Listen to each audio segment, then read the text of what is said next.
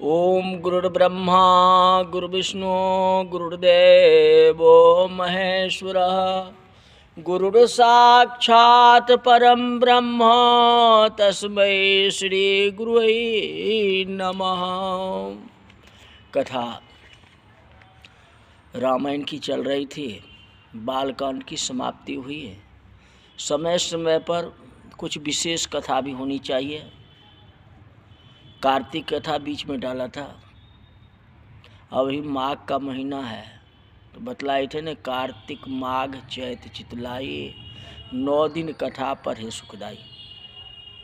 कार्तिक माघ और बैसाख के महीना में जो कथा सुनते हैं, माघ महीना या बैसाख की जो कथा है सुनते हैं, उनको मनवांछित फल की प्राप्ति होती है। माघ महीना का महत्व सबसे ज़्यादा है और रामायण में भी कहा गया, जो माघ मकरगत रवि जब होई तो तीरथ पति ही आव सब कोई। रामायण में भी दिया गया। तो सारे देवी देवता प्रयागराज आ जाते हैं माघ के महीने में, इसलिए प्रयागराज का महत्व माघ महीना में ज़्यादा है। 2025 में कुंभ मेला है, आप लोग जाने। इस बार प्रयागराज में है, भगवान की कृपा। तो माघ महीना सबसे ज़्यादा महत्व है। कहा गया सब प्रकार के विघ्न को नाश करने वाले, गणेश जी सारे सृष्टि का पालन करने वाले, भगवान विष्णु ज्ञान की दाता, सरस्वती जी सब पुराणों के कर्ता, श्री व्यास जी तथा सभी ज्ञानी जनों के चरण कमलों में नमस्कार करके भगवान की श्रद्धा और भक्ति रस से डूबे हुए माघ मास महात्म की कथा। माघ महात्म की ये कथा सतयुग में स्वयं भगवान शिव द्वारा माते स्त्री पार्वती जी को सुनाई गई थी। उसके बाद त्रेतायुग में वशिष्ठ जी महाराजा दिलीप जी को सुनाया था और द्वापर युग में भगवान दत्तात्रेय जी ने सहस्त्रबाहु को ये कथा सुनाई थी। सभी पापों से मुक्ति दिला करके इस लोक में सर्व सुख धन वैभव रिद्धि सिद्धि अंत में मोक्ष प्रदाय की ये पावन कथा है। ध्यान से सुनना। सूजी महाराज कहते कि ऋषियों, भूमंडल के समस्त राजा महाराजाओं में श्रेष्ठ पुण्यात्मा और प्रतापी इक्ष्वाकु वंशी महाराज दिलीप ने एक दिन अपने अंचर सहित सब प्रकार से पूर्ण सुसज्जित होकर के वन में आखेट के लिए प्रस्थान किया। उनके अनुचर और सहायक भी सभी प्रकार के अस्त्र शस्त्र से सुसज्जित थे। वन में पहुंच करके सभी शिकार की खोज में इधर उधर दौड़ने लगे। जैसे ही किसी अनुचर को कोई वन पशु दृष्टिगोचर होता, वैसे ही वह महाराजा दिलीप को सूचित करते थे। राजा ने अनेक मृग और जंगली सूरों इत्यादि का शिकार किया। इसी समय सभी उत्साहित होकर के अपने अपने घोड़े पर आरूढ़ पूरे जंगल में फैल गए थे और मृग्या में मदन मस्त होकर के अन्य जीवों को शिकार कर रहे थे। कई दिनों तक ये क्रम चलता रहा। सभी वन प्राणियों में भय और भागदौड़ छा गई। शिकार करना कोई गुनाह तो नहीं है। अब शिकार में अब सब जीवों को हत्या कर दो तो ये अच्छी बात नहीं ना। यही बात है, क्षत्रिय का काम है शिकार करना। लेकिन निर्दोषी का आप शिकार कर लो, मार दो, तो ये तो उचित नहीं होता है ना, जो बात है। तो सभी वन प्राणियों को भय हो गया अब जो सारा का जान चला जाएगा, सब चला जाएगा। महाराज अपने अनुचरों से शिकार करते और विश्राम करते हुए आगे बढ़ते जा रहे थे। राजा सिंह का शिकार करने को व्याकुल हो रहा था, पर समस्त जंगल में सिंह अब दृष्टिगोचर नहीं हुआ था, दिखाई नहीं पड़ रहा था।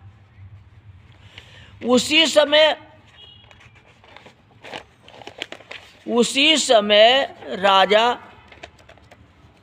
दिलीप ने देखा कि एक अत्यंत सुंदर मृग एक झाड़ी से निकला और विद्युत गति से चौकड़ी भरते हुए जंगल में एक ओर से दूसरे ओर भाग गया। राजा दिलीप ने जैसे उस मृग को देखा, वैसे ही अपना घोड़ा उनके पीछे दौड़ा करके उनका पीछा करना शुरू कर दिया।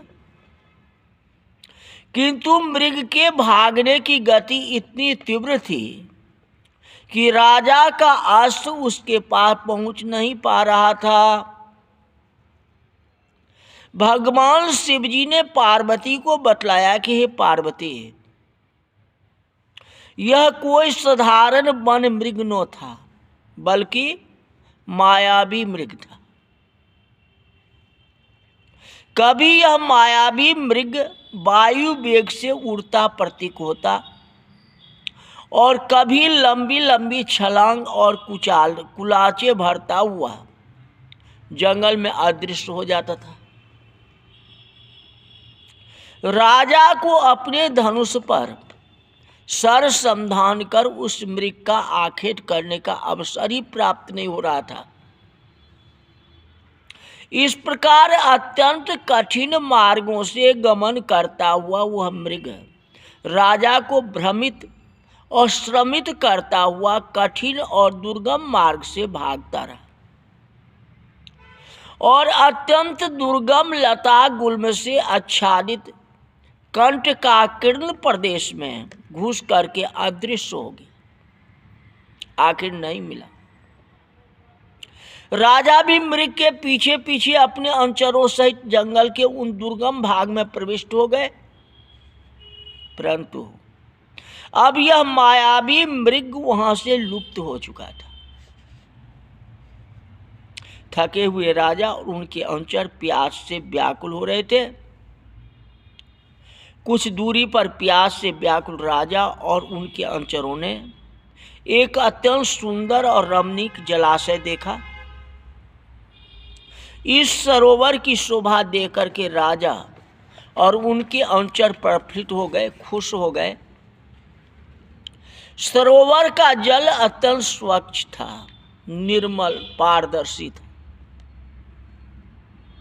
जल में मछली विहार कर रही थी और मध्य भाग में सुंदर सुंदर कमल का फूल खिले हुए थे।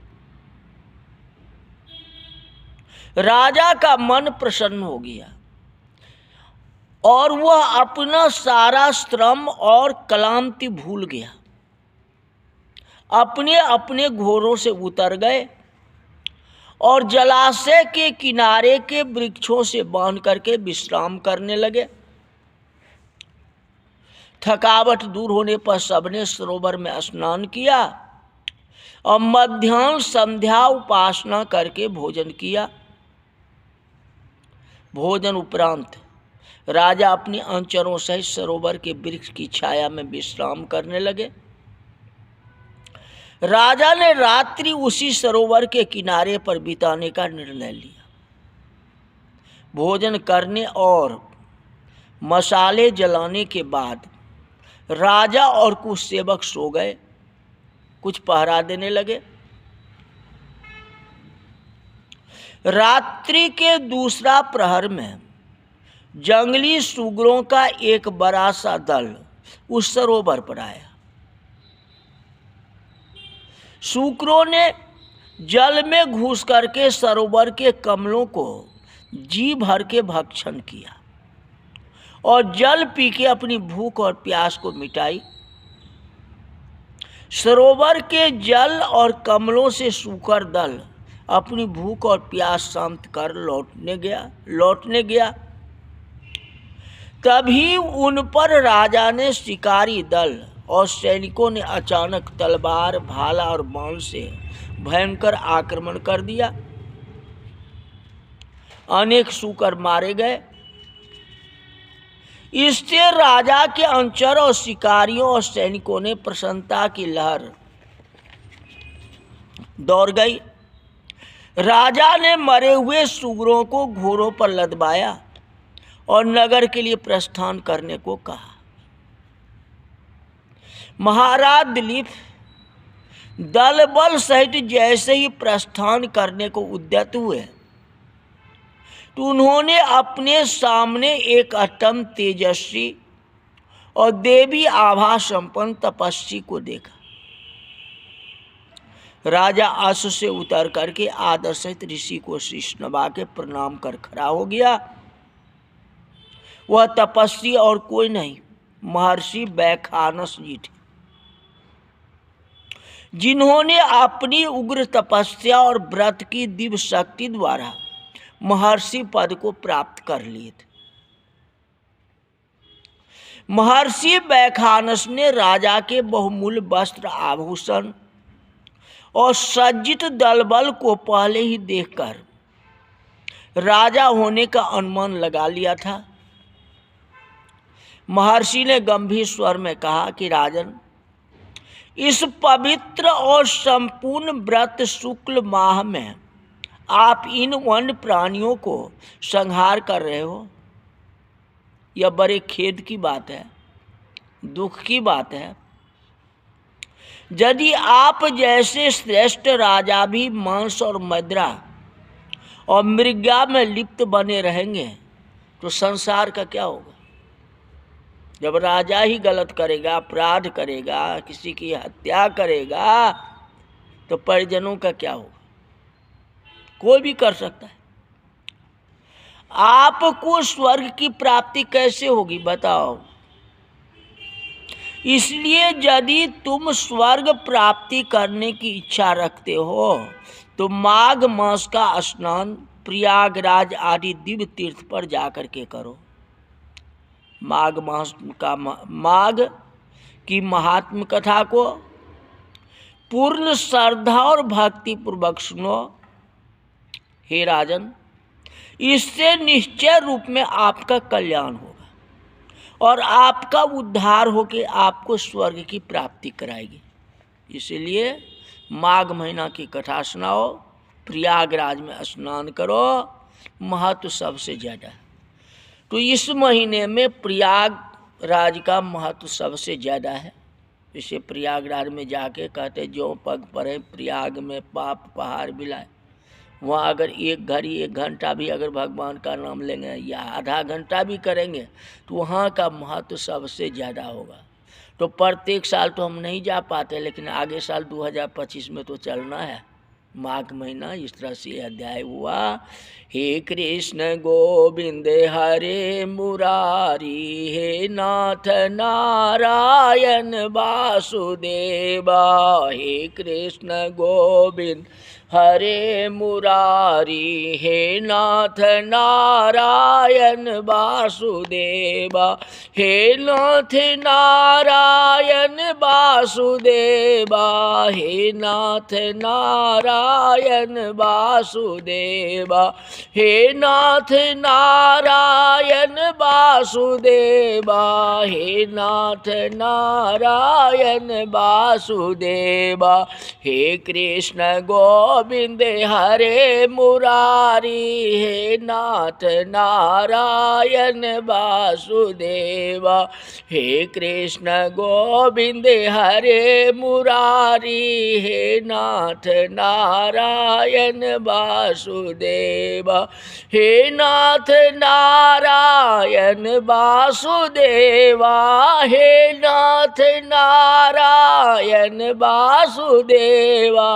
हे कृष्ण गोविंद हरे मुरारी, हे नाथ नारायण वासुदेवा। हे कृष्ण गोविंद हरे मुरारी, हे नाथ नारायण वासुदेवा। अच्युतम केशवम राम नारायणम कृष्ण दामोदरम वसुदेव हरि, श्रीधरम माधवम गोपिका वल्लभ, जानकी नायकं श्रीरामं भजे। हे कृष्ण गोविंद हरे मुरारी, हे नाथ नारायण वासुदेवा। हे कृष्ण गोविंद हरे मुरारी, हे नाथ नारायण वासुदेवा। बोले माघ महात्म की जय।